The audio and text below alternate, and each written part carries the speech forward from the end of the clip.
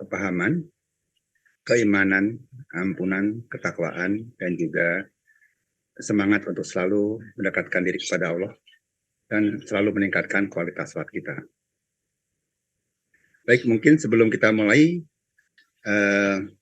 ada mungkin pertanyaan atau komentar dari Bapak Ibu semuanya tentang apa-apa kajian kita sebelum ini.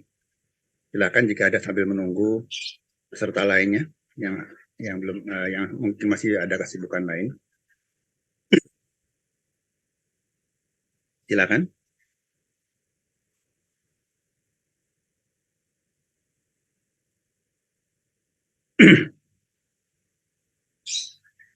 Baik, jika tidak ada, kita mulai saja kajian kita dengan membaca Al-Fatihah. A'udzubillahiminasyaitonirrajim. Bismillahirrahmanirrahim. Alhamdulillahirabbil alamin. Ar-Rahmanirrahim. Maliki yaumiddin. Iyyaka na'budu wa iyyaka nasta'in. Ihdinas siratal mustaqim. Siratal ladzina an'amta 'alaihim ghairil maghdubi 'alaihim waladdallin. Amin. Asyhadu an la ilaha illallah wa asyhadu anna Muhammadar Rasulullah. Allahumma shalli ala sayyidina Muhammad wa ala ali sayyidina Muhammad. Raditu billahi rabba wa bil islami dina wa bi Muhammadin nabiyya wa rasulah. Rabbi zidni ilma warzuqni rahmah. Amin. Baik, Bapak Ibu semuanya yang dirahmati Allah, kita mulai kajian kita dari kajian kita ini sebelumnya, yaitu kita masih membahas tentang bagaimana iman, bagaimana pengaruh iman ini dalam kualitas khusyuk kita. Karena hanya orang-orang yang berimanlah yang bisa sholat dengan khusyuk. Ya. Dengan teknik apa saja, dengan cara apa saja, ya, dengan kekuatan apa saja, kalau tanpa iman, kita tidak mampu meraih kekhusyuan itu. Yang ada adalah hanya seperti olah pikir, olah rasa. Ya. Nah, inilah yang menjadi dasar harus kita lakukan. Kita mulai membangun iman agar khusyuk itu betul-betul keluar sebagai sebuah ungkapan iman. Salat itu tempat kita berdialog dengan Allah, di mana tanpa iman sebetulnya seperti orang menyatakan jatuh cinta, tapi dia tidak cinta. Dia tidak kenal dengan orang yang dikatakan jatuh cinta itu. Nah, inilah yang perlu kita bangun, keimanan kita pada Allah. Karena tidak ada khusyuk tanpa iman. Nah, kita sudah membahas nih sebelumnya ya, tentang bagaimana kita mengukur iman kita. Kita ukur iman kita berdasarkan rukun iman. Di mana kita sudah membahas ya. Sudah membahas kegagalan iblis dalam iman. Ya, mungkin juga terjadi kepada kita. Yaitu kegagalan kita ketika kita ini menghadapi sebuah takdir. Recording in progress. Takdir yang tidak kita hendaki atau kita sebut sebagai sebuah takdir yang buruk. Nah, jika kita menolaknya, maka bisa dikatakan iman kita ini lebih buruk daripada imannya iblis. Nah, karena bisa dibilang iman-iman kita yang lain ini juga kalah dengan iblis. Dialog iman kepada Allah kita ini, dialog kita dengan Allah seperti apa? Iblis pernah menjadi seorang ahli ibadah yang sangat dekat dengan Allah. Ya. Berteman dengan malaikat. Dia diberi umur panjang sehingga bisa melihat ya nabi-nabi, mulai dari Nabi Adam sampai Nabi Muhammad sampai kita. Iblis itu tahu. Dia juga menyaksikan turun-turunnya ayat. Dia juga percaya kepada hari kiamat. Hanya satu kegagalan iblis, yaitu apa? Menolak takdir buruk.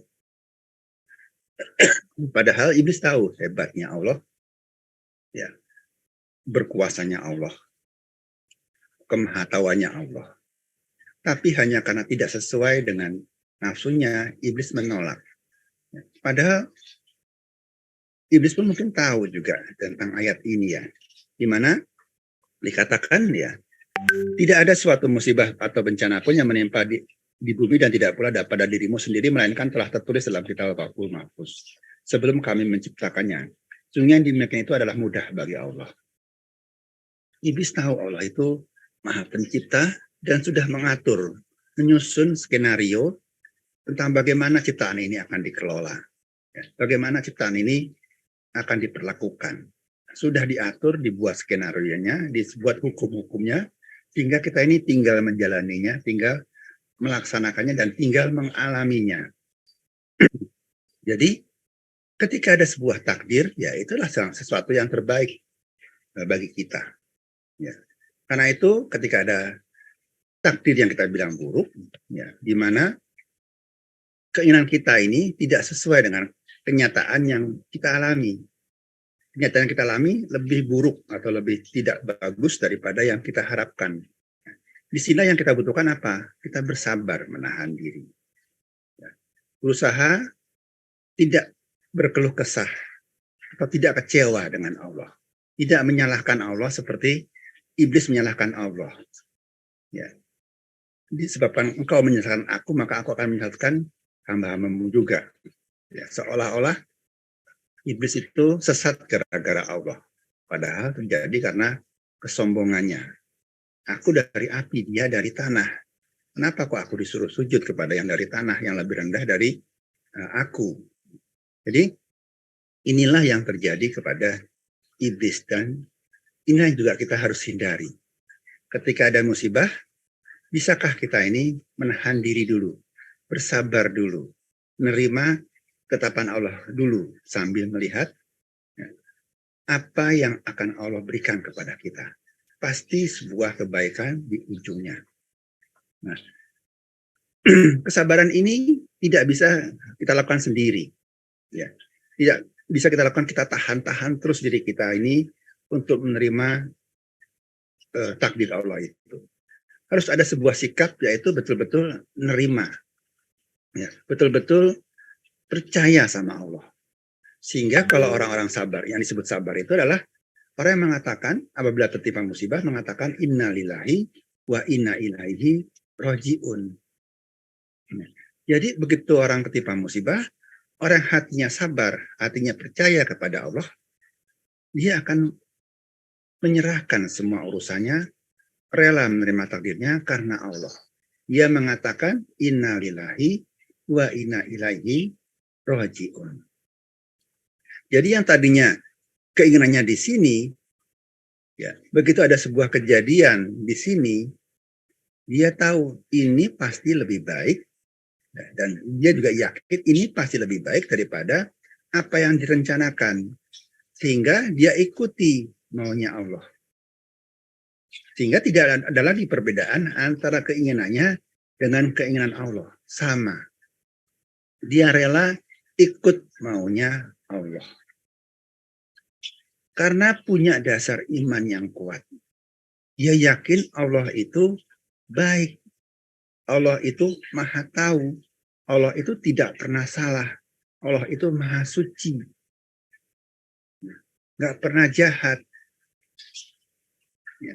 Jadi dengan itu dia bisa kembali ke Allah. Percaya betul sama Allah. Jadi, nah, inilah yang perlu kita lakukan ketika kita menghadapi sebuah musibah. Ya, segera kembalikan semua urusan kita kepada Allah. Segera terima apapun takdir yang Allah berikan kepada kita. Dengan sebuah keyakinan, Allah tidak pernah keliru. Allah tidak pernah salah dengan pemilihan takdir itu. Tinggal kita amati kebaikan apa yang ada bersama dengan masalah itu. Fa inama usri yusra, inama al usri yusra. Kita coba lihat, ya, apa sih yang Allah rencanakan kepada kita.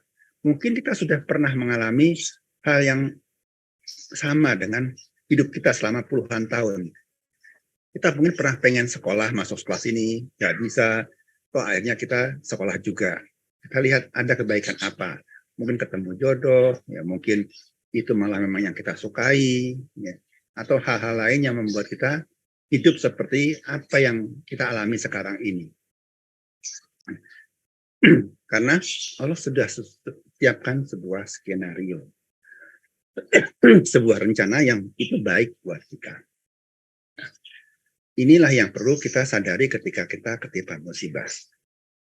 Nah, ada lagi yang perlu kita lakukan untuk melihat lagi apakah kita ini sudah betul beriman atau belum. Dengan melihat rukun iman yang lainnya. Ya, ini yang mungkin malah lebih sulit, ya, lebih sulit daripada mengalami takdir buruk, yaitu iman kepada kitab suci dan juga sebetulnya iman kepada juga dengan Rasul. Ya. Karena apa? Apa yang membuat kita membuktikan, ya, kita buktikan bahwa kita ini percaya kepada kitab suci, kepada Al-Quran, kepada Rasul. Ya. Pembuktiannya adalah kita ini mau nggak melaksanakan apa-apa yang diperintahkan dalam Al-Quran dan juga dicontohkan oleh Rasulullah. Apakah kita ini juga mau menghindarkan diri dari larangan-larangan apa yang tertulis di Quran maupun yang dilarang oleh Rasulullah. Ini tandanya, ya. Kalau cuma percaya saja, ya nggak kelihatan. Ya sama Rasul, percaya. Tandanya apa? Percaya sama Quran, percaya.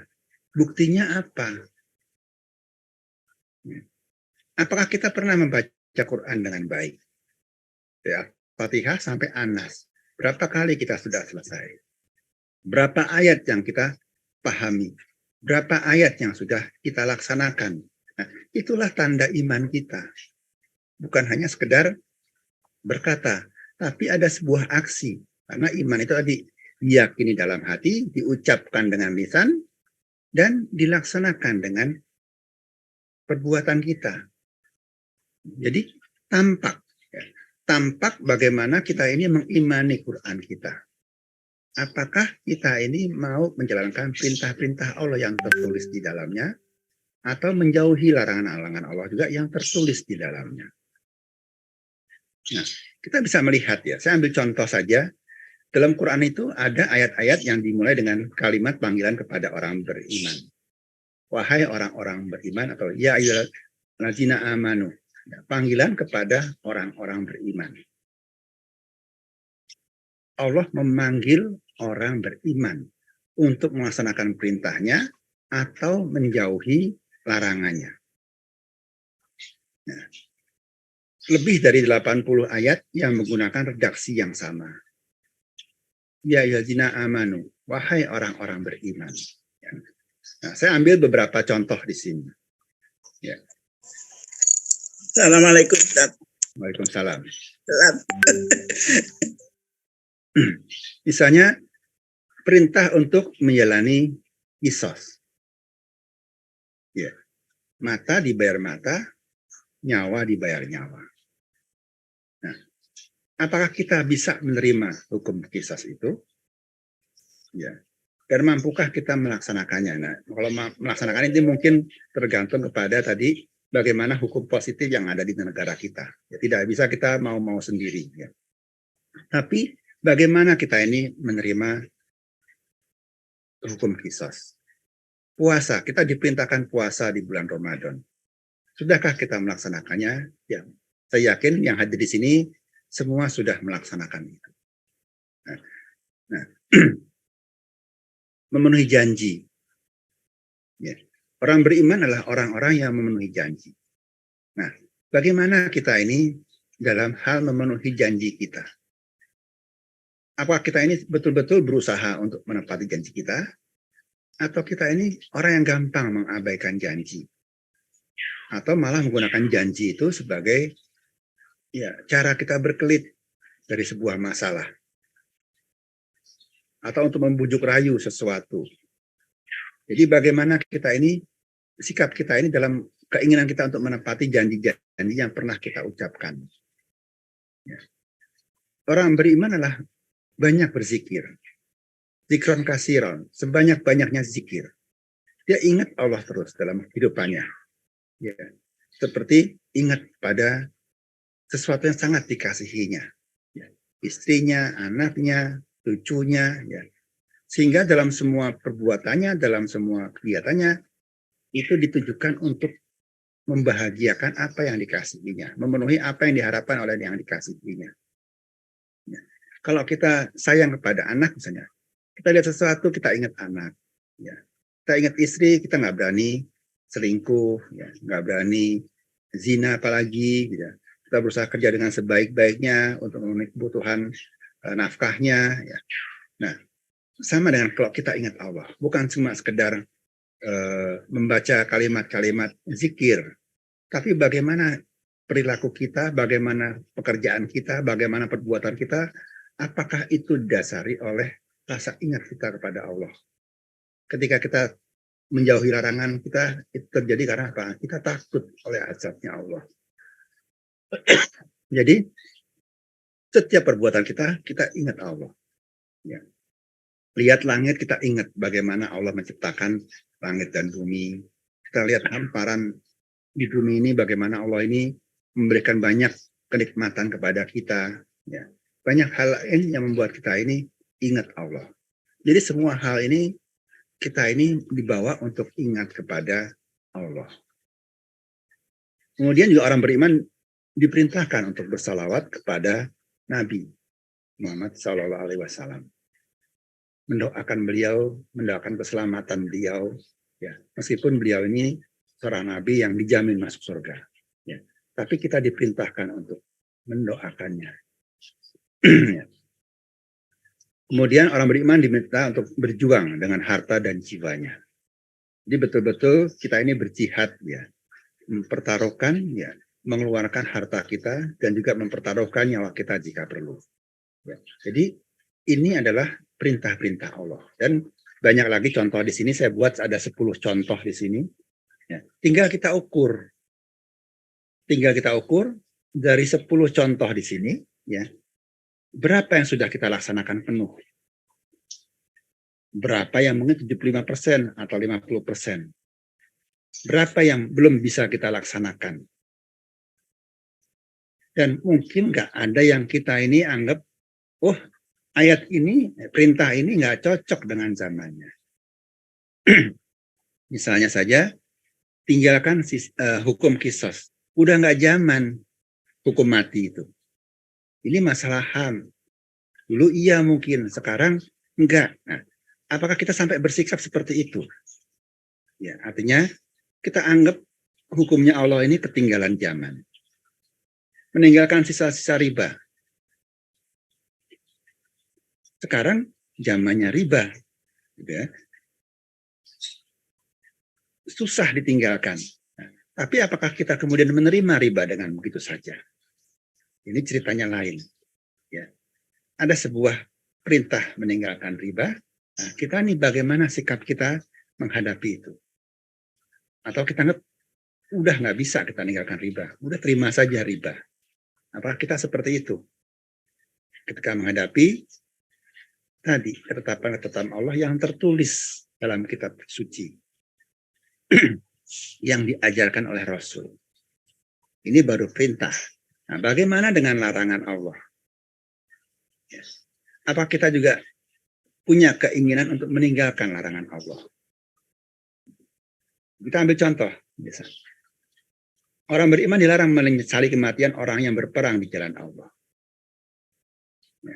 Kita mungkin sudah tidak ada lagi perang fisabilillah seperti itu ya, karena negara kita damai. Tapi ada nggak kita ini kadang-kadang menyesali? Ya? Seorang yang berbuat baik, kemudian dia celaka karena perbuatan baik itu, atau punya resiko, ya resiko dengan sebuah keburukan jika dia melakukan perbuatan baik.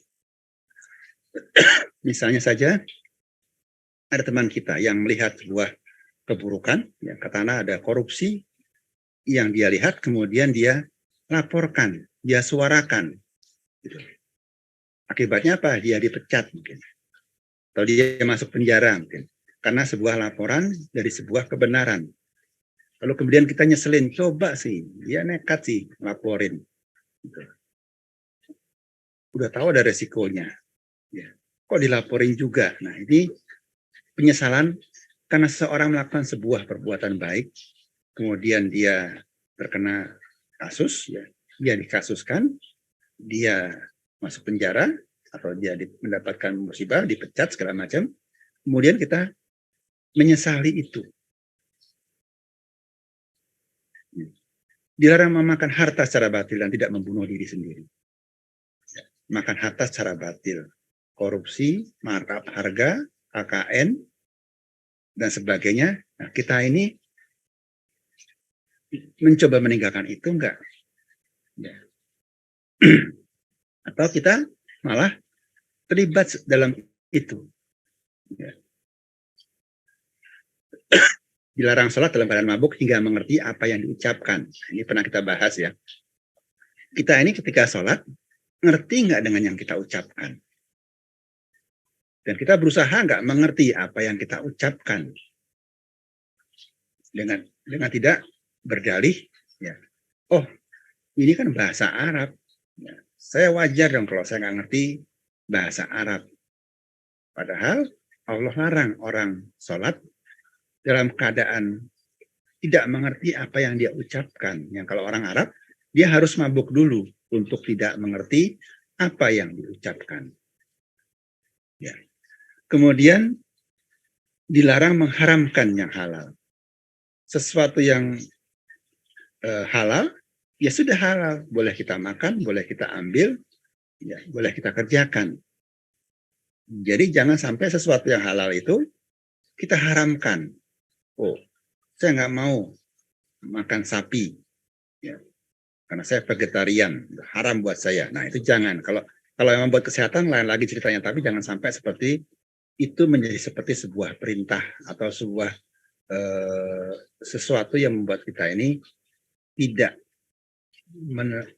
menikmati nikmat yang Allah berikan.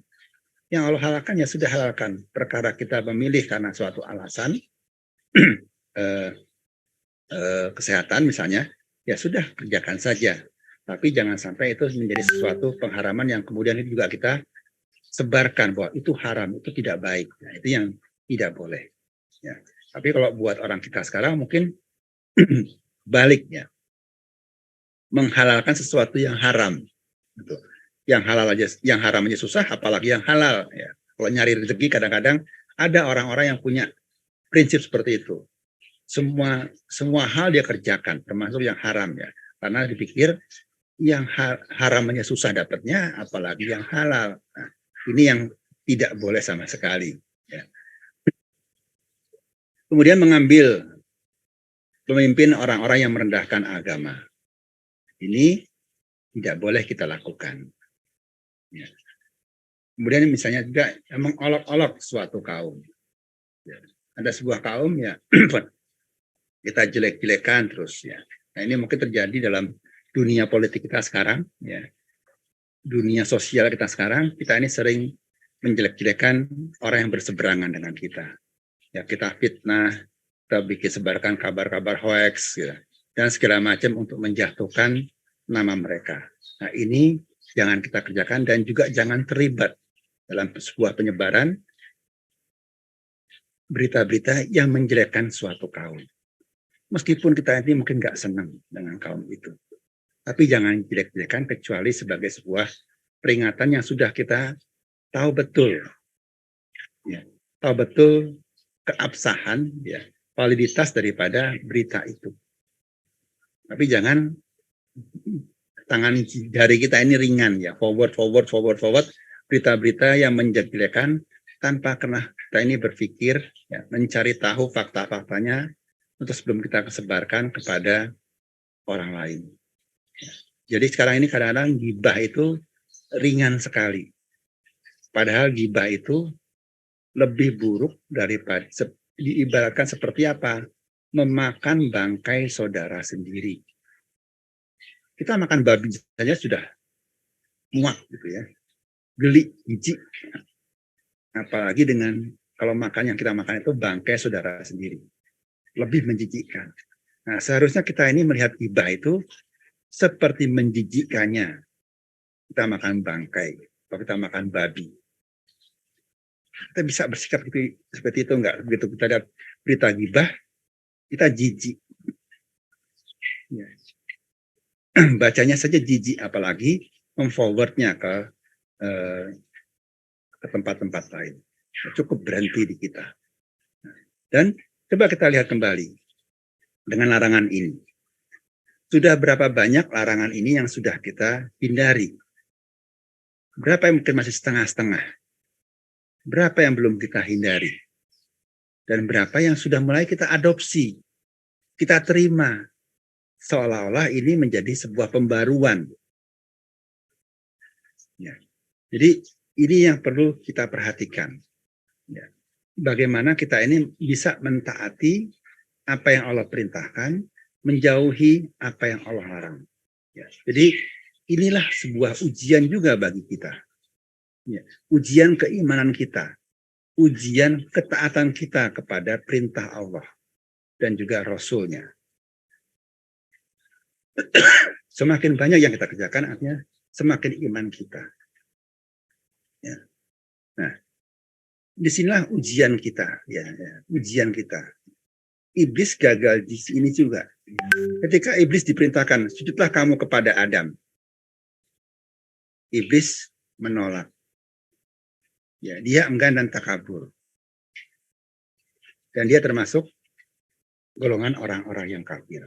Ya, bayangkan, sebuah perintah Allah, iblis tolak. Satu perintah nih, sujudlah kamu kepada Adam. Ditolak, maka iblis masuk kategori kafir.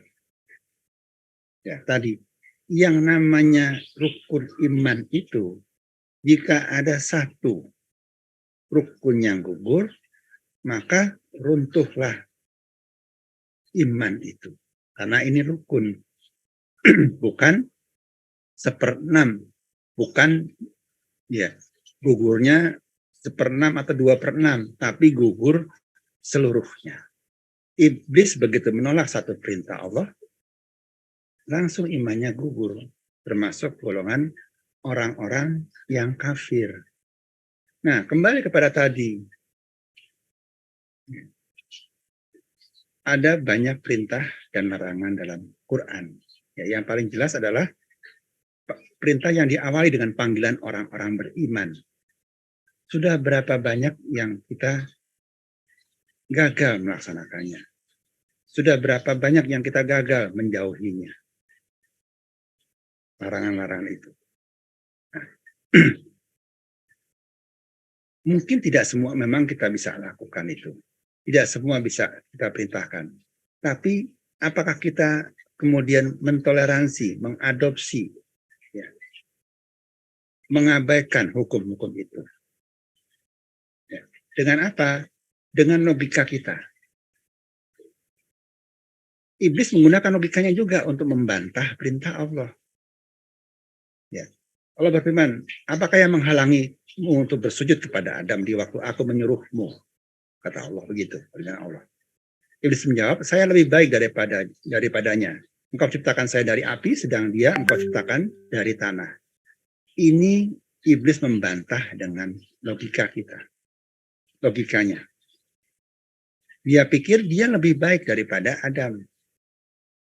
Jadi nggak pantas dia sujud kepada Adam.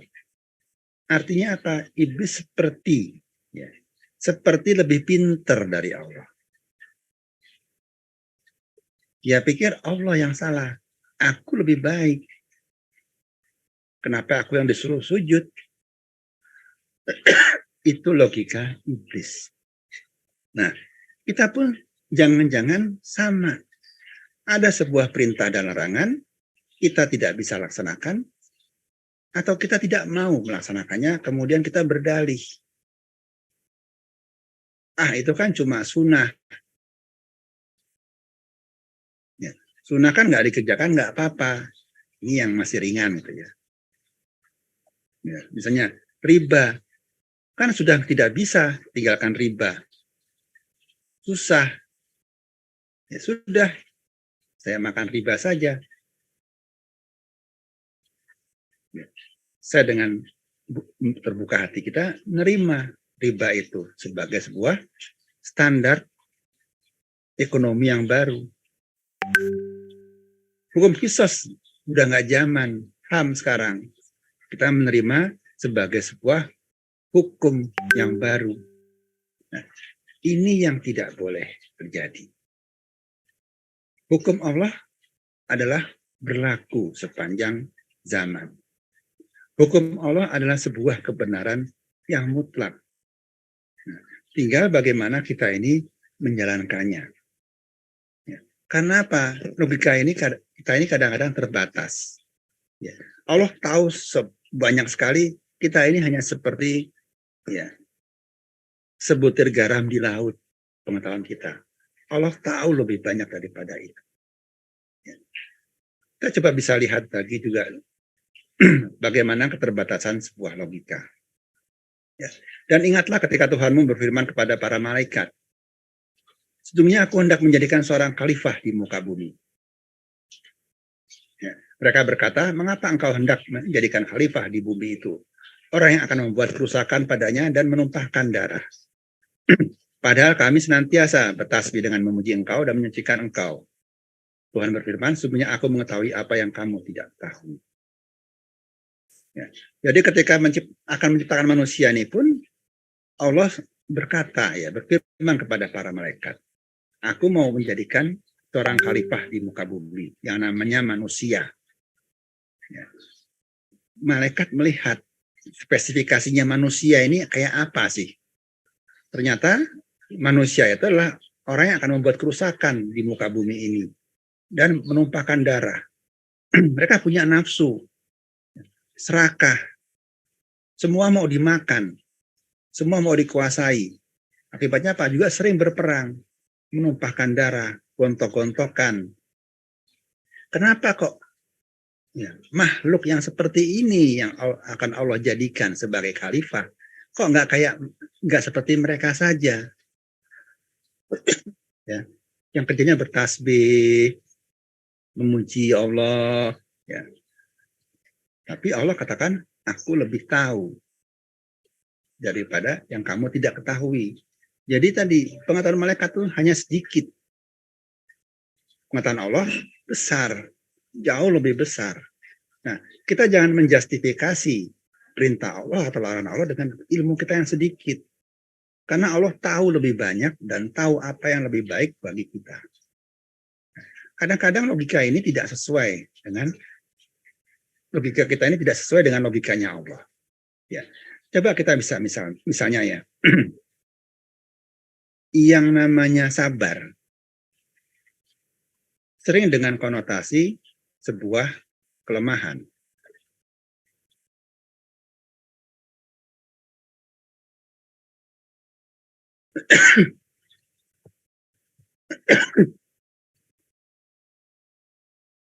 Ya, saya urut aja ya. Kita berpikir bahwa sabar itu berat. Tapi Allah memberikan sebuah pengecualian. Allah mengatakan dalam Quran, dan mintalah pertolongan kepada Allah dengan sabar dan sholat.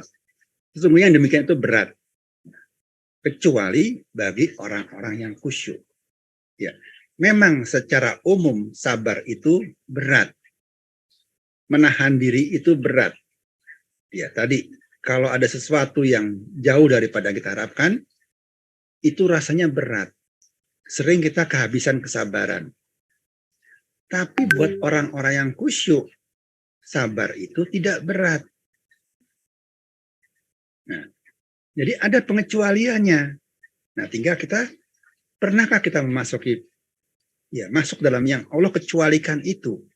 Kalau kita khusyuk dalam sholat kita, dalam kehidupan kita, insya Allah kita ini menjadi orang-orang yang sabar. Ini logikanya Allah. Ya, sabar itu tidak berat bagi orang-orang yang khusyuk.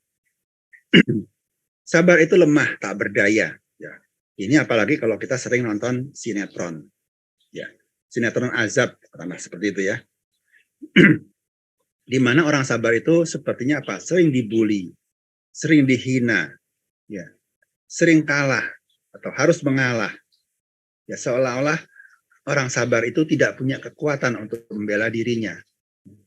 Dia bisa dengan mudah ya dihina orang, ya, disudutkan oleh orang. Sementara Allah berkata lain. Logika Allah berbeda sekali dengan logika kita. Dalam Quran dikatakan, "Hai Nabi, kobarkanlah semangat para mukmin itu untuk berperang. Jika ada 20 orang sabar di antara kamu, niscaya mereka akan dapat mengalahkan 200 orang musuh. Kalau ada 100 orang, mereka bisa mengalahkan 1000 orang musuh."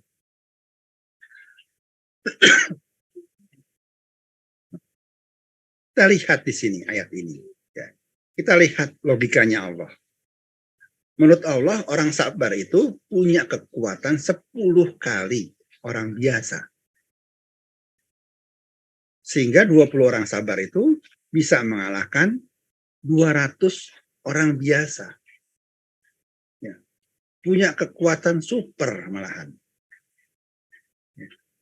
Karena dalam kesabaran itu ada sebuah kekuatan di dalamnya. Ya.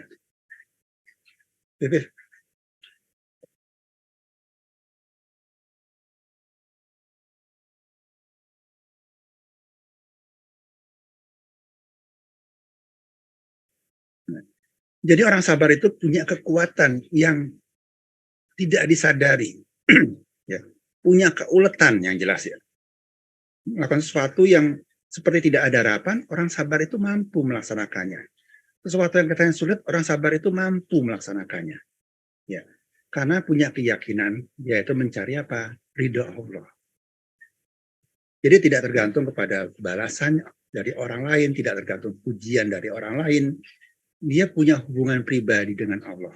Karena semua perbuatannya dilakukan untuk mendapatkan ridha Allah. Ya. Kemudian ada lagi, orang beriman itu hidupnya susah. Ya, ini juga sering gara-gara nonton sinetron itu ya. Orang tobat, ya, terus dapat banyak ujian. Ya. Yang sakit lah, yang di PHK lah. Ya. Ini kalau kita nonton sinetron itu ya. Betapa orang beriman itu hidupnya ini susah. Ya, karena tadi ada ayat yang mengatakan ya, jangan kamu mengatakan kamu beriman sebelum kamu diuji. Jadi seolah-olah begitu kita beriman itu kita akan mendapatkan ujian yang bertumpuk-tumpuk dari Allah yang membuat hidupnya kita susah. Karena itu kadang-kadang banyak orang ini takut untuk beriman, takut untuk jadi baik karena takut hidupnya ini menjadi susah. Padahal Allah mengatakan, dan tidaklah kami mengutus para rasul itu melainkan untuk memberi kabar gembira dan memberi peringatan. Barang siapa yang beriman dan mengadakan perbaikan, maka tak ada khawatir terhadap mereka dan tidak pula mereka bersedih hati. Jadi orang beriman itu tidak pernah susah hidupnya. Tidak ada khawatir terhadap mereka dan tidak juga ada sedih hati. Mereka tidak khawatir dengan apa yang akan terjadi pada masa depan. Nanti kalau COVID gimana? Kalau saya tua gimana? Anak saya ngerti nggak? Ya. Kalau saya sudah pensiun, hidup saya dari mana? Orang beriman yang yakin sama Allah, yakin rizkinya diatur Allah. Sehingga tidak takut dengan rizki yang akan datang. Ya. Orang takut juga misalnya tadi mengatakan kebenaran. Takut nanti di PHK, takut nanti di boykot. Orang beriman tahu rizkinya dari Allah, ya, tahu nikmat itu dari Allah, tidak takut itu. Meskipun tadi taruhannya nyawa, dia berjuang dengan harta dan jiwanya. Ya. Jadi bisa melepaskan diri dari hal-hal yang dicintainya daripada selain Allah. Dia tidak sedih hati dengan apa yang sudah terjadi. Tidak ada penyesalan dalam dirinya. Karena semuanya dilakukan atas cintaannya kepada Allah. Jadi pasti dia tahu Allah tidak akan menyia-nyiakan pengorbanannya. Jadi inilah yang perlu kita lakukan, bahwa banyak sekali hal-hal yang antara logika kita dengan logikanya Allah itu berbeda. Nah, jadi kita hanya perlu apa? Ikut maunya Allah. Ya. Iman itu bisa mengalahkan logika kita dan nafsu kita. Ya. Orang yang beriman tuh hanya mengatakan apa? Ya. Sesungguhnya ucapan orang-orang yang beriman apabila diajak untuk kembali kepada Allah dan Rasulnya, agar Rasulnya itu memberikan keputusan hukum di antara mereka, hanyalah dengan mengatakan, ya, kami mendengar dan kami taat. Dan hanya mereka lah orang-orang yang berbahagia. Jadi orang beriman itu apa? Sami'na wa atokna saja. Apa yang Allah perintahkan, apa yang Rasul contohkan, ya diikuti saja. Jadi ada sebuah ketaatan. Ya karena yakin dengan perintah itu adalah sebuah kebenaran mutlak. Pasti nggak ada salahnya. Pasti kalau diikuti hidupnya akan bahagia. Nah, kita ini kadang-kadang kan mau ikut ragu-ragu. Nanti gimana? Nanti gimana? Nanti susah. Nanti miskin. Nanti sakit. Karena kita pakai logika kita. Kita belum berani secara total mengatakan sami'na wa ata'na. Kita lihat perintah Allah sesuatu, coba kita ikuti. Jadi coba kita punya sikap dulu itu.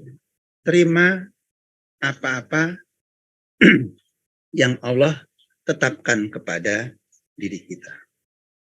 Jadi taat kepada perintah Allah. Dan ini sebenarnya yang harus diikuti.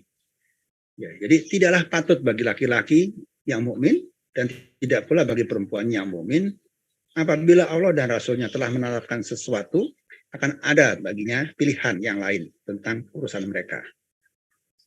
Jadi begitu Allah sudah perintahkan sesuatu, sebetulnya kita ini tidak punya pilihan, tidak punya alasan untuk memilih yang lain. Ya. Jadi tinggal dikerjakan saja. Ya. Nah, kita ini kan belajar dalam hidup kita ya. Belajar hal-hal, baik belajar agama maupun di luar agama. Kita belajar, ya, ada yang belajar sastra, ada yang belajar ilmu kedokteran, ada yang belajar ilmu sosial, ada yang belajar ekonomi, ada yang belajar teknik, dan sebagainya. Nah, pertama, apakah ilmu yang kita pelajari ini, semua ilmu ini termasuk ilmu agama, termasuk ilmu dunia, ya kita sebut itu. Sorry. Apakah ini membawa kita kepada keimanan atau enggak? Apakah ilmu ekonomi itu membuat kita sadar bagaimana Allah itu menggerakkan rizki ya, di dunia ini?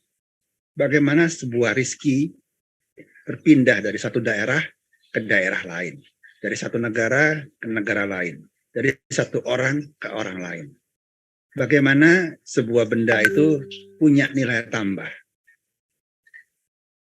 bisa menjadi dicari orang, ya, menjadi punya harga, punya nilai. Ya. Dengan ilmu ekonomi itu kita bisa melihat bagaimana Allah mengatur rizki kita. Apakah ini tidak membuat kita bertambah iman kita? Kita belajar ilmu kedokteran. Ya. Kita bisa melihat bagaimana Allah ini menghidupkan manusia. Bagaimana Allah itu mengatur ya, komponen diri kita, hormon-hormon kita, ya, kelenjar-kelenjar kita, urat syaraf kita, urat nadi kita, ya, dan sel-sel tubuh kita, sehingga kita ini bisa hidup sehat. Begitu ada satu yang tidak berlaku, tidak jalan dengan baik, tubuh kita sakit. Kita bisa melihat betapa Allah ini demikian terperinci, demikian teliti dalam menghidupkan kita ini. Demikian banyak komponen yang Allah atur dalam tubuh manusia ini. Sehingga kita ini bisa hidup. Bisa melihat, bisa mendengar, bisa bergerak. Kita bisa melihat itu. Kalau coba kita gunakan ilmu yang kita punya itu untuk menambah keyakinan kita kepada Allah. Ya. ilmu sastra kalau kita belajar ya, kita juga bisa melihat ya, bagaimana bahasa itu berkembang, ya, bagaimana kemudian bahasa itu punya tingkatan, ya, punya keindahan, punya macam-macam ungkapan, ya, sehingga kita ini bisa melihat ya betapa Allah itu menyukai keindahan, ya, betapa Allah itu menciptakan banyak keragaman manusia, ya, dan banyak juga pengetahuan yang Allah berikan kepada manusia. Ya. Bagaimana caranya anak kecil belajar bicara, bagaimana mereka bisa menyerap ya kata-kata dengan baik, kemudian mengucapkannya ya, tanpa perlu kita ajarkan teori-teorinya, ya, tata bahasanya. Mereka belajar dengan cara mereka sendiri sesuai dengan tuntunan Allah sendiri. Jadi banyak sekali ilmu-ilmu yang kalau kita pelajari betul, harusnya ilmu itu membawa kita untuk sadar hebatnya Allah. Sehingga kita bisa taat kepada Allah. Atau juga kita bisa melihat ya, bagaimana ilmu itu sesuai dengan Quran. Bagaimana ilmu itu terjadi dalam diri kita. Ketetapan-ketetapan Allah itu terjadi dalam diri kita. Sehingga kita percaya, oh ini kalau nggak ada Allah, nggak mungkin seperti ini. Sehingga dengan itu kita ini mampu meningkatkan iman kita dan tentunya mampu melaksanakan ketetapan Allah tadi. Nah, tapi bagaimana kalau kita nggak mampu? Kita pengen, seperti tadi misalnya, kita pengen meninggalkan riba, tapi berat. Ya, karena riba itu sudah dari ujung ke ujung. Yang namanya uang saja, ya, mata uang itu pun sudah mengandung unsur riba. Karena uang yang dicetak oleh negara itu adalah sebetulnya apa? Surat hutang negara. Ya. Seperti sebuah ya, nota, sebuah surat hutang. Ya. Negara keluarkan uang 100, ya, kita ambil uang 100 itu. Artinya negara itu sebenarnya pinjam uang 100 kepada kita. Ya. Yang angkanya bisa berubah. 100 sekarang kita bisa belikan ya, 100.000 sekarang bisa kita belikan ayam 3 ekor atau 2 ekor gitu ya. 10 tahun lagi cuma 1 ekor mungkin yang kita bisa belikan dengan uang 100 tadi. Jadi ada naik turunnya nilai. Nanti kemana? Karena apa? Ini dikeluarkan tanpa ada sebuah jaminan yang kuat. Kalau zaman dulu itu uang itu emas, keping emas yang sudah ada barangnya, sudah ada nilainya. Kalau sekarang hanya selembar kertas. Ini terkait dengan macam-macam. Nah, tapi bukan lagi masalah ya bisa atau tidak bisa. Yang penting adalah jangan sampai sesuatu yang tidak bisa kita lakukan membuat kita ini berubah standar atau berubah standar kita. Seperti tadi misalnya kisos, ada HAM. Jangan sampai kita ini ikut dengan pendapat orang LGBT misalnya. Ya. Sekarang ini terus digaung-gaungkan bahwa itu adalah hak asasi manusia, itu keberagaman. Padahal Quran dan kitab-kitab suci lainnya melarang itu. Nah, jangan sampai kita ini terus menerima LGBT itu sebagai sebuah kebenaran baru. Nah, kita kalau ada sesuatu yang kita tidak mampu laksanakan, jangan dirubah standarnya. Tapi apa? Minta ampun sama Allah. Dan juga orang-orang yang apabila mengerjakan perbuatan keji atau menganiaya diri sendiri, mereka ingat akan Allah. Lalu memohon ampun terhadap dosa-dosa mereka, dan siapa lagi yang dapat mengampuni dosa selain daripada Allah. Dan mereka tidak meneruskan perbuatan keji itu, sedang mereka mengetahui. Jadi kalau kita tidak mampu, jangan dirubah standarnya. Atau ada sesuatu perintah atau larangan Allah yang kalah dengan kenyataan yang ada di sekeliling kita. Jangan dirubah standarnya. Ya, yang larangan Allah, ya ikuti saja itu. Apa yang prakteknya tidak seperti itu, ya jangan diikuti. Tapi kita minta ampun sama Allah, minta dituntun, dan minta perlindungan agar kita terlepas daripada dosa itu. Meskipun nggak bisa-bisa juga. Tapi ingkari itu dari hati kita. Ingkari ketidaktaatan, ketidakpatuhan, kemampuan tidak patuh, ingkari terus. Jangan sampai kita ini menerima sesuatu yang dilarang Allah. Jadi ingkari itu. Minta ampun kalau kita tidak mampu.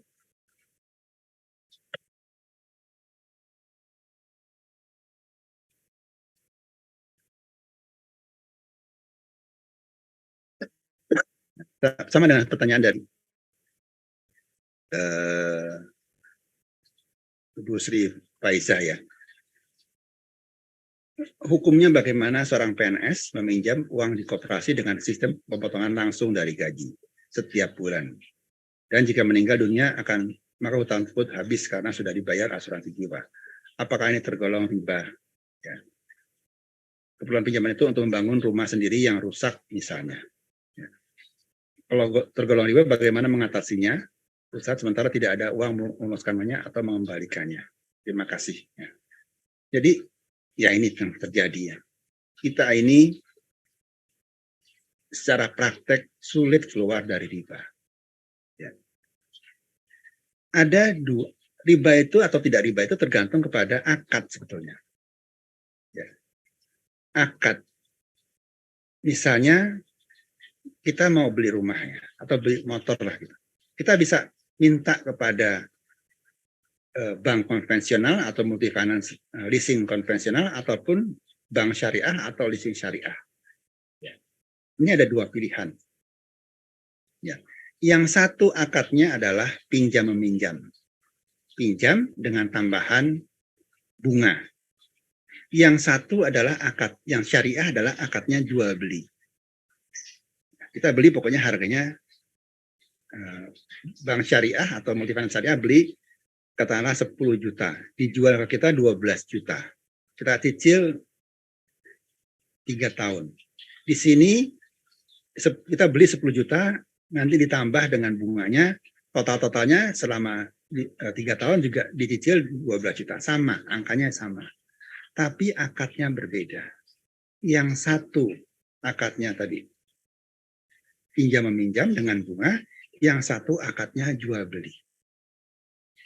Jadi ini tergantung kepada tadi niat kita. Ya. Tapi ya mungkin di koperasi pakai akad pinjam meminjam. Ya, ya sudah.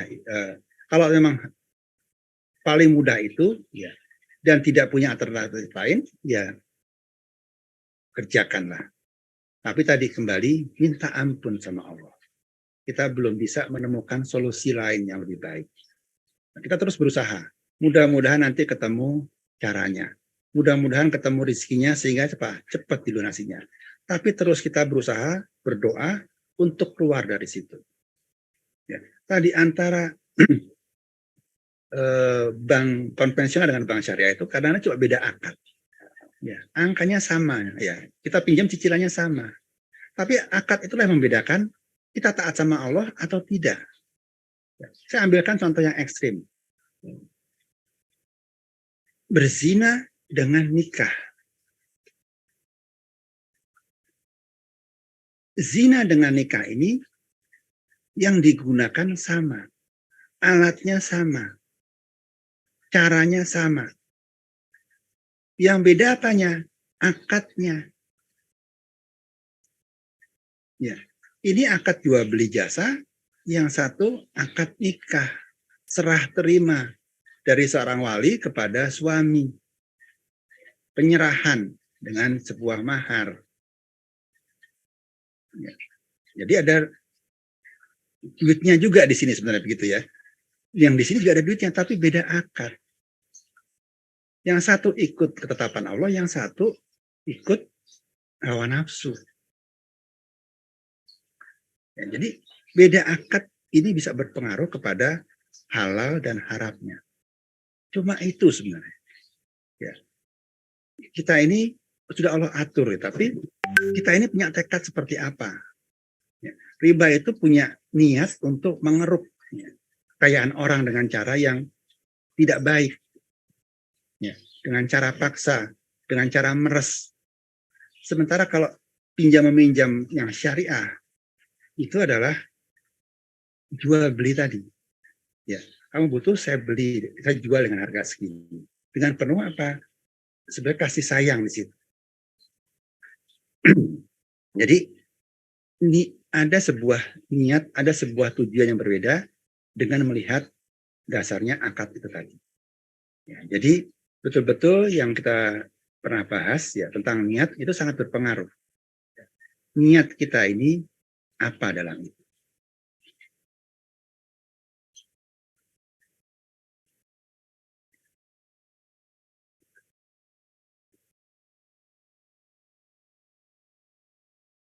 Jadi ini yang kita lakukan. Nah, dan inilah yang membedakan kita dengan orang tidak beriman. Ya, bagaimana menghadapi sebuah masalah, bagaimana menghadapi sebuah perintah, ada beda antara orang beriman dan tidak beriman. Orang beriman itu kalau ada musibah, dia justru akan semakin kuat datang kepada Allah untuk minta tolong lewat sabar dan lewat sholat atau lewat doa-doa lainnya. Ya. Tapi kalau orang tidak iman, dia begitu ada musibah justru menjauh dari Allah. Dia mangkal sama Allah, kecewa sama Allah, atau bahkan marah sama Allah. Atau dia tidak yakin dengan Allah, sehingga apa? Minta bantu dukun. Jadi ini membedakan kita ini di posisi mana. Ketika ada musibah, semakin kuat gak doa kita, semakin kuat gak sholat kita, semakin berpegang teguh gak kita sama Allah. Atau kita ini justru ngambek sama Allah, menjauh dari Allah. Ya. Kalau ada sebuah perintah larangan, tidak taat, orang beriman itu minta ampun sama Allah. Aku belum bisa ya Allah. Ya. Kalau Nabi Adam mengatakan Rabbana zolamna anfusana wa ilam takfir lana wa tarhamna lanakunanna minal khasirin. Aku zolim ya Allah sama diriku sendiri. Ya. Jadi sebuah mengakui aku zolim, nggak bisa memenuhi larangan perintah Allah, tidak bisa menjauhi dari larangan Allah. Aku zolim. Ya. Karena itu aku minta ampun pada Allah. Dan kalau tidak kepada Allah, kepada siapa lagi? Nah, orang tidak beriman, yang lemah imannya, akan cari alasan seperti iblis. Aku kan dari api, dia dari tanah. Ini kan zamannya kebebasan. Ya. LGBT boleh dong, orang suka sama suka kok nggak ada yang dirugikan.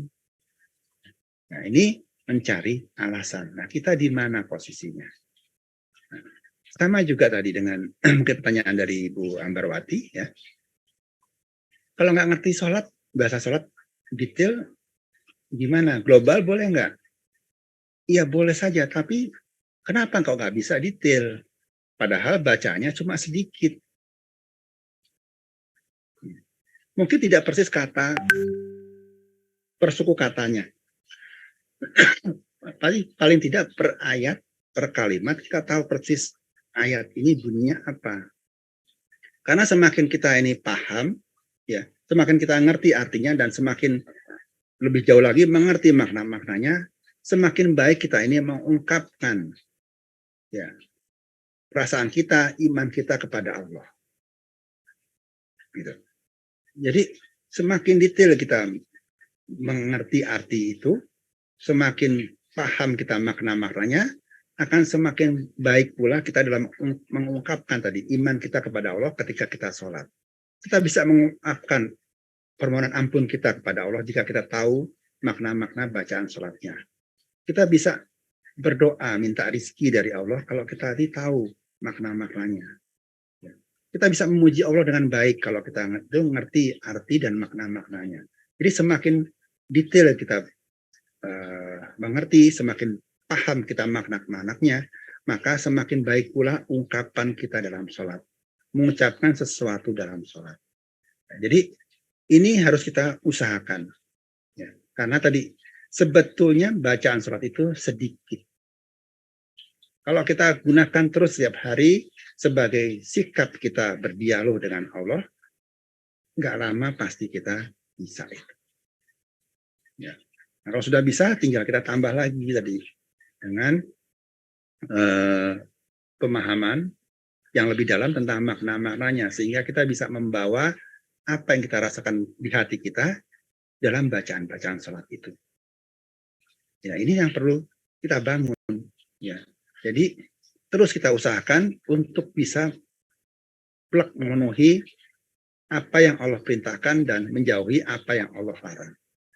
Ya, jadi usahakan kita ini tidak mencari sebuah alasan untuk kita ini tidak taat sama Allah. Tapi cobalah terus berusaha, gak bisa minta ampun, tetap gak bisa minta ampun lagi, minta dituntun lagi, terus seperti itu. Ya, kita berusaha untuk jadi baik. Jangan berputus asa untuk minta tuntunan sama Allah dan minta ampun dari Allah. Nah, sebetulnya semua yang kita lalui ini adalah kita butuh kesabaran.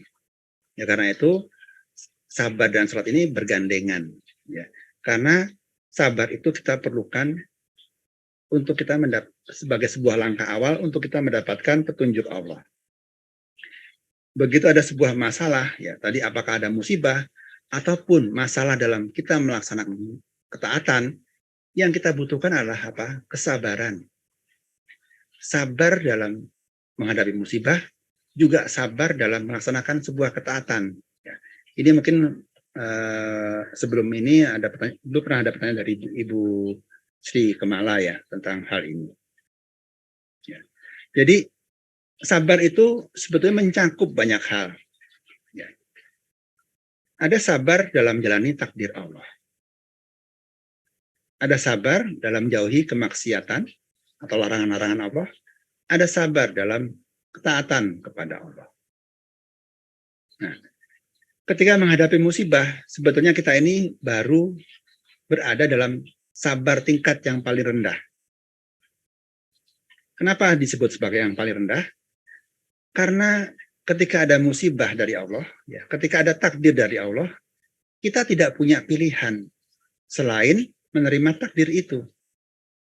Kalau kita sakit, ya sudah sakit. Mau sabar, mau nggak sabar, tetap sakit. Kita miskin, kita kena PHK. Mau sabar nggak sabar, tetap kena PHK, tetap miskin. Kita tidak punya pilihan. Tinggal kita pilih yang mana, mau sabar, mau nggak sabar. Takdirnya tidak ada perubahan, sama saja. Tapi kalau kita sabar,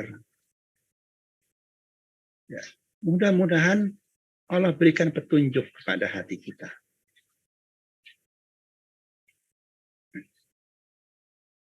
Karena Allah mengatakan man asobat min musibatin illa bi iznillah wa may yu'min billah yahdi qalbah.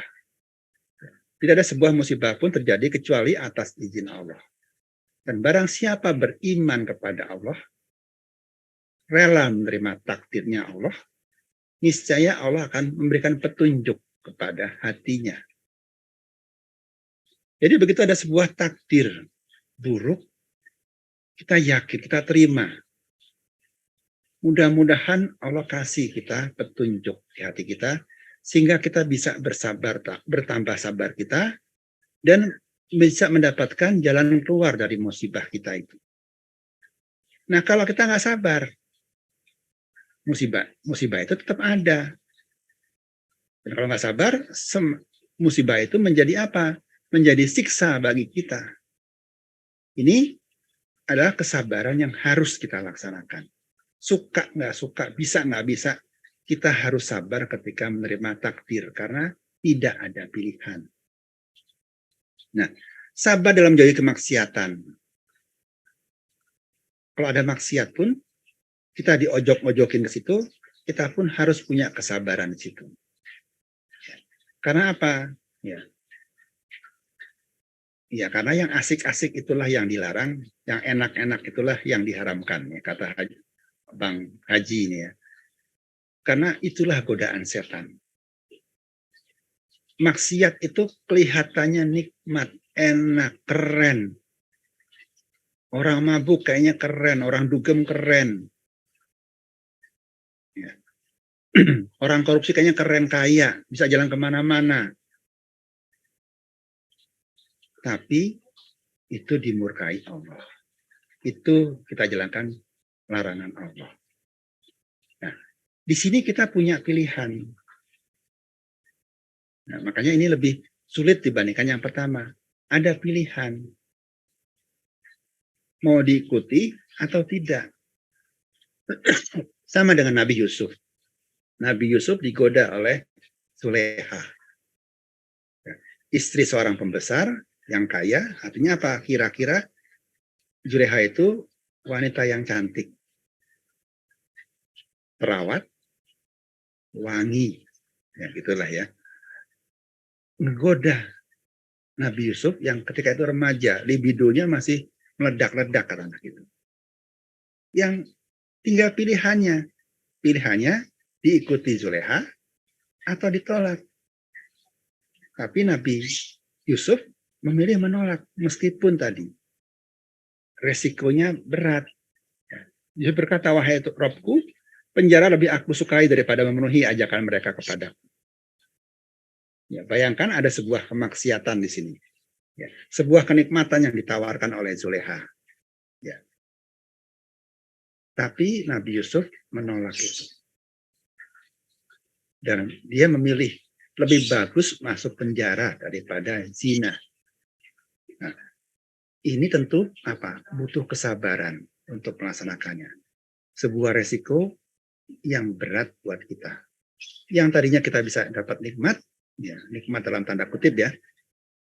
Kita pilih yang nggak nikmat, yang menyusahkan kita. Nabi Yusuf itu memilih yang sesuatu yang menyusahkan dirinya untuk menghindari daripada maksiat. Nah, di sini pilihan nih. Nah, kita juga sama nih. Tadi seperti Bu Sri ya,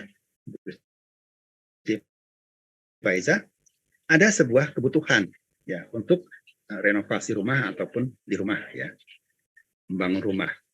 Ada pilihan ya, mau yang riba atau yang nggak riba. Nah, kita tinggal memilih di mana ini. Ya.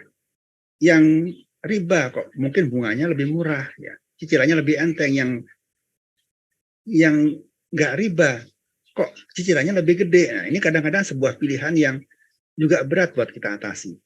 Yang sini saya nggak tahu gimana cara dapatnya, yang sini kayaknya gampang dapatnya. Ini pun sebuah pilihan. Mau diikuti atau tidak diikuti. Mau taat perintah Allah atau tidak taat. Sama nih, jadi ketaatan pun kita butuh sebuah kesabaran. Ya, memilih untuk ikut perintah Allah itu pun butuh kesabaran. Ada pilihan tadi. Dua yang ini ada pilihan. Mau taat, mau nggak taat. Mau menjauhi maksiat, atau ikut maksiat. Ya. Di sini kelihatannya langsung kalau ikut itu enak. Di sini lebih nggak jelas lagi. Kadang-kadang kita nggak tahu hasil dari manfaat ketaatan ini apa sih. Misalnya kita sholat, disuruh sholat gitu ya. Kita tidak tahu manfaatnya apa. Pagi-pagi suruh bangun, suruh bongkak-bongkok ya, jengkang-jengking ya. Kadang-kadang kita nggak ngerti apa sih tujuannya, apa sih manfaatnya. Tapi dengan kesabaran diri kita kerjakan meskipun kita belum bisa merasakan manfaat daripada sholat itu. Misalnya seperti itu ya. Tapi kita pengen taat sama Allah. Disuruh sholat lima waktu, dan ini merupakan bagian dari rukun Islam, kita kerjakan. Meskipun rasanya susah, tapi ada sebuah kemauan untuk taat sama Allah. Nah, mudah-mudahan ya, dari waktu ke waktu kita belajar khusyuk, belajar iman, ya, kita bisa mendapatkan manfaat daripada sholat itu. Bisa merasakan kenikmatan daripada sholat itu. Bisa menggunakan sholat itu sebagai tempat minta tolong. Ya. Ini bisa kita rasakan kalau kita sabar dalam menjalankan sebuah ketaatan. Disuruh puasa. Mungkin waktu kecil kita nggak ngerti. Ya, kok nggak boleh makan, nggak boleh minum, bikin saya lapar. Tapi kita coba sabar untuk taat perintah Allah. Untuk berpuasa di bulan Ramadan. Begitu besar kita tahu puasa itu ada hubungannya juga dengan kesehatan. Ini yang fisik ya. Tapi juga ada hubungannya dengan rohani. Di mana kita mampu mengalahkan hawa nafsu kita.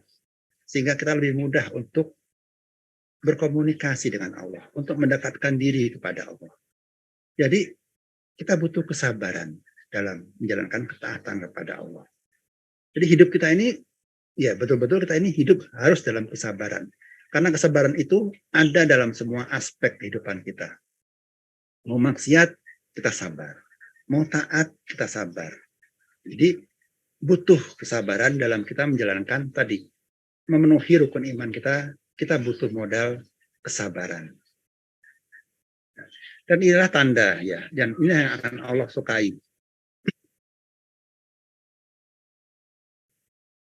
Daripada kesabaran itu. Karena kesabaran itulah ya membuat kita dekat dengan Allah. Hai orang-orang beriman, mintalah pertolongan kepada Allah dengan sabar dan salat. Sesungguhnya Allah beserta orang-orang yang sabar. Jadi Allah itu dekat dengan orang sabar. Ya. Dan bukan cuma sabar, Allah dekat dengan orang-orang yang beriman. Allah juga dekat dengan orang-orang yang khusyuk dalam salatnya. Karena orang khusyuk itu orang yang menemui Tuhannya dan kembali kepadanya. Jadi antara kita dengan Allah, ketika kita sabar, ketika kita beriman, ketika kita khusyuk, itu berada dalam keadaan yang dekat. Apalagi Allah mengatakan, jarak terdekat antara seorang hamba dengan Tuhannya adalah ketika dia sujud. Jadi betul-betul kalau sujud itu khusyuk, maka ini dekat sama Allah.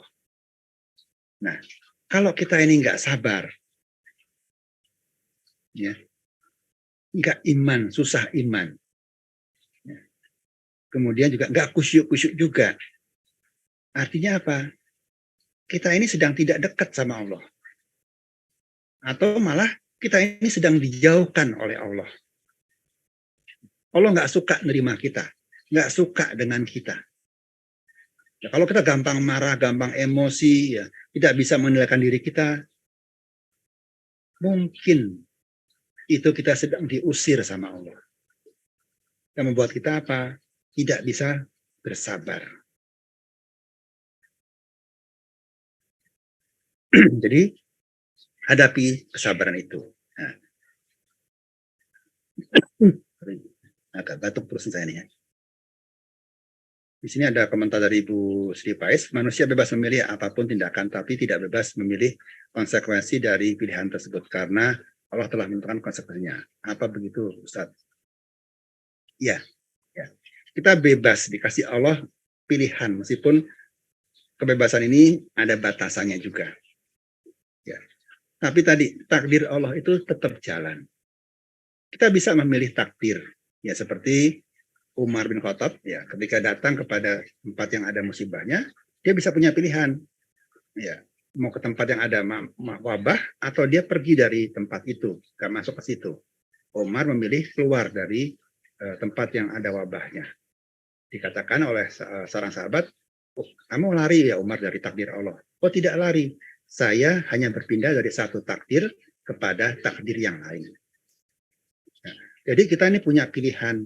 Tapi sebenarnya pilihan kita itu terbatas kepada pilihan-pilihan yang Allah berikan juga. Dari takdir satu kepada takdir yang lain. Yang masing-masing ada konsekuensinya. Seperti tadi Nabi Yusuf itu ya, digoda Zuleha. Dia punya pilihan ikut maunya Zuleha atau dia masuk penjara. Itu konsekuensinya, itu pilihannya. Ya. Tapi tadi apapun yang pilihan tersebut ya masing-masing punya konsekuensinya dan Allah sudah tetapkan konsekuensi itu dan Allah tetapkan juga balasannya. Jadi kita tinggal pilih ikut maunya Allah atau tidak. Ya, kita diberi kebebasan dengan terbatas. Ya, sekira-kira seperti itu Bu Sri, tapi memang seperti itulah kira-kira kita dikasih kebebasan, tapi masing-masing ada konsekuensinya yang sudah Allah tetapkan kepada kita. Tinggal kita ambil yang mana. Kadang-kadang setan itu menampakkan ya, kenikmatan-kenikmatan kalau kita ini melanggar perintah Allah. Padahal di balik itu akan banyak kesulitan. Padahal tadi Allah sudah janjikan, kalau seorang beriman itu tidak ada khawatir dan tidak ada duka cita. Jadi kalau kita ikut perintah Allah, yakin dengan perintah Allah, maka hasil akhirnya adalah sebuah kebahagiaan. Ya, orang yang sabar itu kadang-kadang kelihatannya apa? Seperti orang lain lihatnya susah. Padahal yang mengalaminya sendiri mungkin biasa-biasa saja. Kita sering melihat misalnya ya, tukang sampah, tukang pemulung, ya, kuli bangunan. Kita mungkin lihat, ya, aduh kasihan sih hidupnya, miskin begitu, kerjanya mesti panas-panas. Tapi coba kita perhatikan, ya, lebih dalam lagi. Mereka bisa ketawa-tawa kok, bisa seneng kok. Ya. Hidupnya kayaknya ringan kok. Kalau kita ditaruh di situ, mungkin kita merasa berat. Tapi buat mereka, ya biasa saja, kecuali kita ingatkan, wah kamu kasihan, kamu miskin, kamu kerja keras panas-panas gini, gajinya cuma kecil.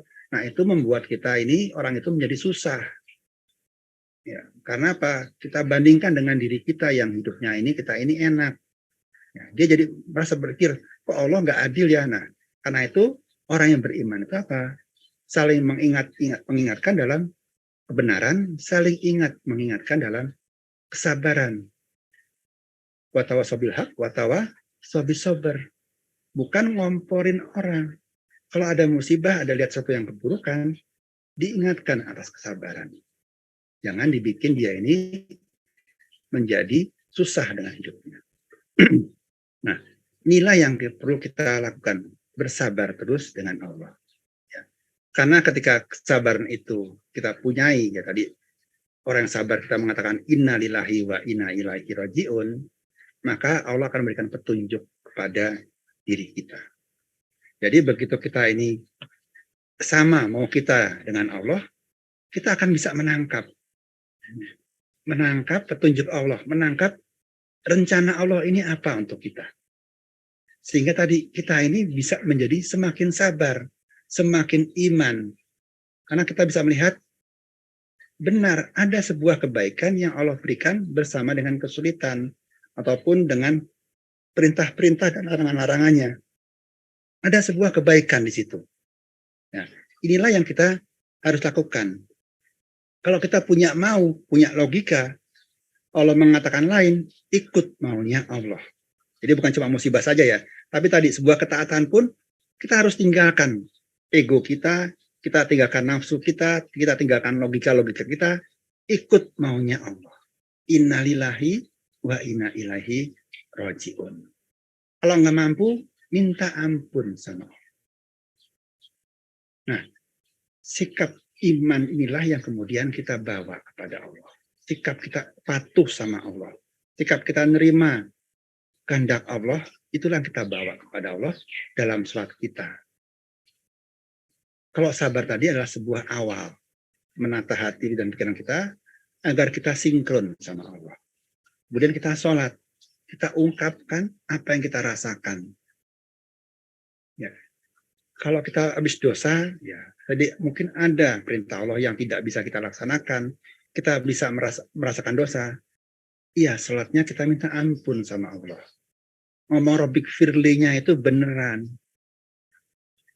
Wa'fu aninya beneran. Betul-betul kita ungkapkan permohonan kita untuk minta ampun sama Allah atas ketidakmampuan kita melaksanakan ketetapan-ketetapannya. Kalau kita punya dan juga kita minta tolong sama Allah, baik kena musibah maupun agar kita bisa taat sama Allah. Kita berdoa, minta tolong sama Allah dalam sholat kita. Ya. Kita bisa ungkapkan dalam ihdinas siratal mustaqim. Dituntun ya Allah. Kalau Allah tuntun, yang kelihatannya susah, yang kelihatannya nggak mungkin, itu jadi mungkin, jadi mudah. Ya. Wahdini, Rabbik firli, warhamni. Nah, itu kita ucapkan dengan benar. Ya, kita bisa ungkapkan itu, butuh tolong sama Allah. Nah, ini tadi ya, Bu Ambar ya. Jadi ini perlunya kita ini ngerti, paham betul artinya, detailnya, bahkan sampai kedalaman maknanya akan kita tahu. Misalnya Rabbik firli. Ya, kalau terjemahkan cuma mungkin ya Allah ampuni aku.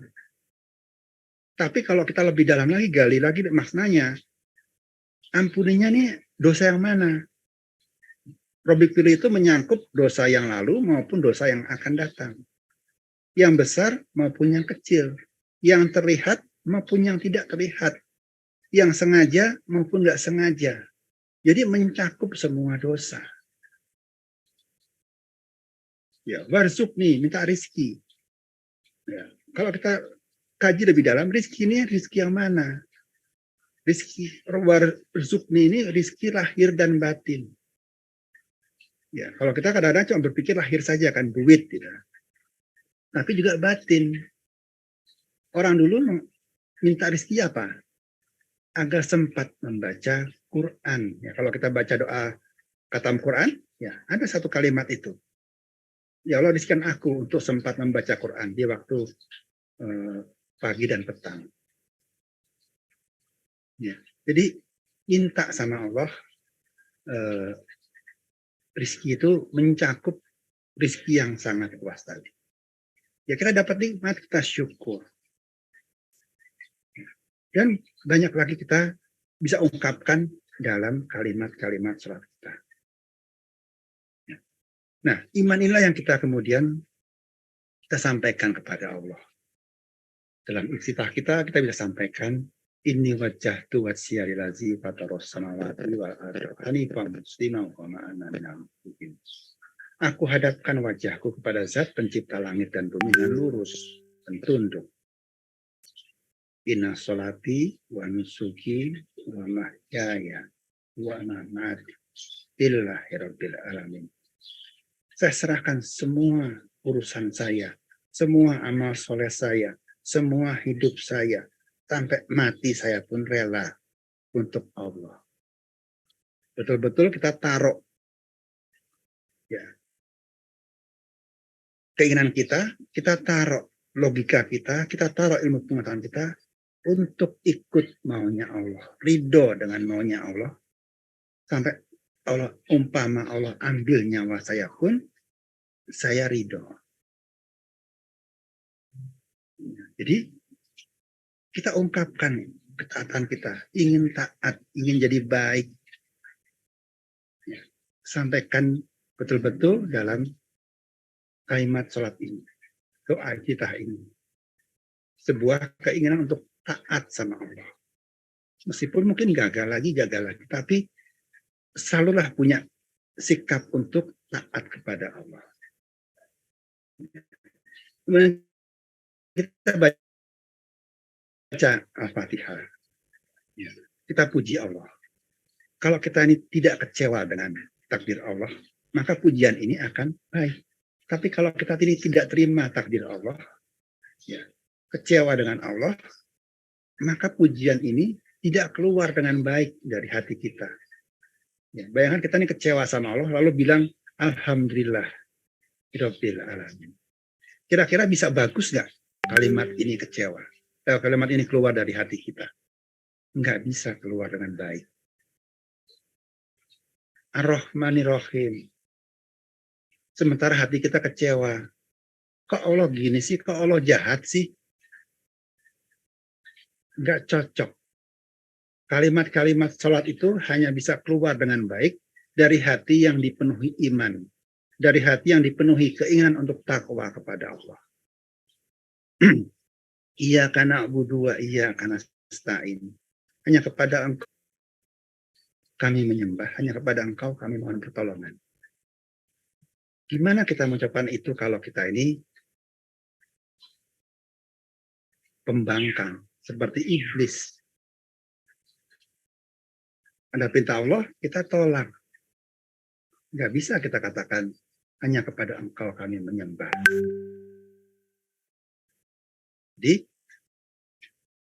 coba dibawa iman ini dalam kalimat-kalimat sholat kita.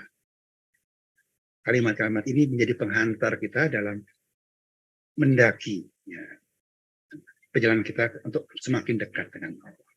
Mudah-mudahan ini bisa kita lakukan ya, meskipun berat, ya kita coba lakukan terus dan terus memohon pertolongan Allah agar kita mampu melaksanakan tadi itu.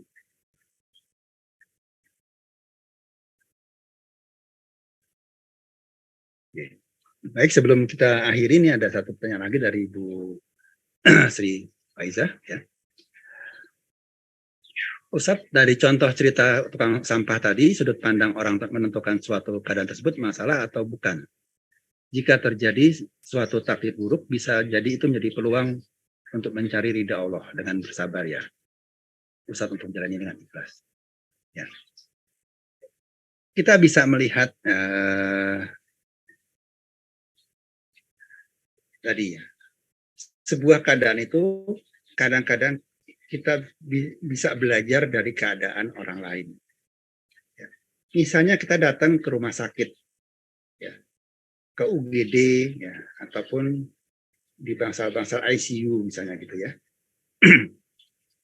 Semua orang di situ sakit. Semua orang itu sedang mengalami masalah. Tapi ada orang yang bisa dengan tenang dan ada orang yang terus mengadu, ya, berkeluh kesah, jerit-jerit. Ya. Jadi sebuah keadaan itu bisa mendapatkan, bisa dihadapi dengan dua cara tadi. Mau sabar, mau nggak sabar. Nah, kita ini ya belajar coba dari situ. Ya. Ada nggak sih manfaatnya berkeluh kesah, mengadu-ngadu begitu? Yang ada malah semakin menderita. Mungkin kita pernah mengalami juga sakit. Ya. Kita coba mengadu, ya, berkeluh kesah. Semakin baik sakitnya atau tidak? Disuruh minum obat, nggak mau, pahit, ya, nggak mau, enak. Ya. Ya. Ada manfaatnya nggak? Kecuali memang dokternya salah ngasih obat ya. Tapi secara umum satu peristiwa bisa ada dua keadaan yang kita bisa ambil. Ya. Jadi sebetulnya lebih ke arah ya, sebuah keadaan itu bagaimana perspektif kita melihat keadaan itu. Apa keadaan itu kita anggap sebagai sebuah ujian atau sebuah jalan untuk meningkatkan iman kita, atau sebagai sebuah azab dari Allah. Ya. Kalau kita itu lihat sebagai sebuah azab dari Allah, kita bisa merasakan dada kita sempit, sesek, nah, buru-buru deh minta ampun. Tapi ada sebuah musibah yang kita bisa lewat, yang bisa kita rasakan. Orang lain mungkin melihat kita ini kena musibah, tapi kita yang ngalamin ini biasa-biasa saja. Ya, artinya ya sedih sih sedih gitu kan, susah sih susah, tapi ya sudah, nggak apa-apa. Nah, ini tergantung tadi kepada hati kita. Orang lain lihat kan tidak punya keadaan yang sama. Ya. Kenapa orang itu kadang-kadang suka tadi ya, suka, aduh kasihan kamu gini, kan? Karena dia melihat dengan perspektif iman dia, dengan perspektif kehidupan dia sehari-hari, atau dengan perspektif harapan dia, sehingga dia mengatakan, aduh kasihan kamu, hidup kamu susah, miskin, gitu. Padahal yang kita katakan itu, tukang sampah itu sudah hidup miskin 20 tahun, nggak apa-apa. Ya, dia biasa saja makan cuma sama tempe, sama kecap. Ya. Nah, kita kalau dan itu sudah berlangsung sama paling sayur bayam atau kangkung, gitu saja. Dan itu sudah dikerjakan selama bertahun-tahun. Ya nggak apa-apa buat dia. Karena dia sudah terima dengan takdir itu. Tapi kita melihatnya dengan standar logika yang lain. Kok makannya cuma pakai sayur ya, cuma pakai tempe ya? Kok rumahnya kok dirinya kardus ya, atau triplek ya? Nah, kita ini kalau lihat itu ya, jangan terus memberikan sesuatu masukan buat dia yang buat dia menjadi tidak terima takdirnya Allah. Oh iya ya, aku dikasih Allah miskin ya. Kok nggak kayak dia ya? Kok rumahnya nggak bagus kayak dia ya? Nah, itu membuat kita merubah yang tadinya dia iman, menerima takdirnya, bersabar, menjadi tidak sabar. Jadi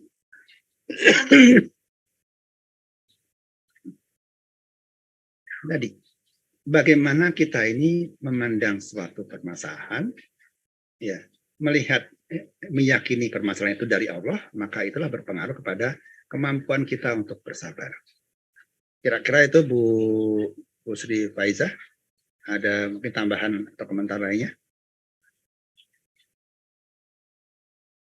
Bu Ambar juga ada tambahan lagi dari yang ditulis di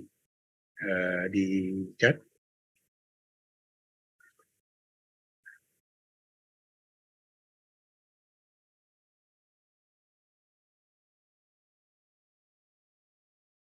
Oke, kalau gitu karena sudah jam 10 ya, kita akhiri kajian kita pada hari ini. Ya, mudah-mudahan kita ketemu dalam 1 atau 2 minggu yang akan datang.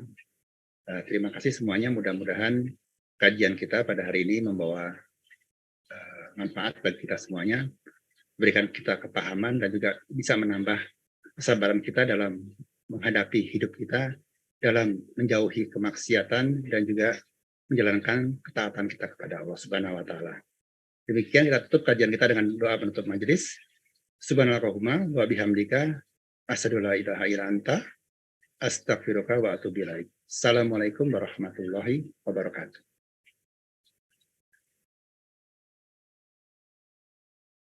Recording stopped.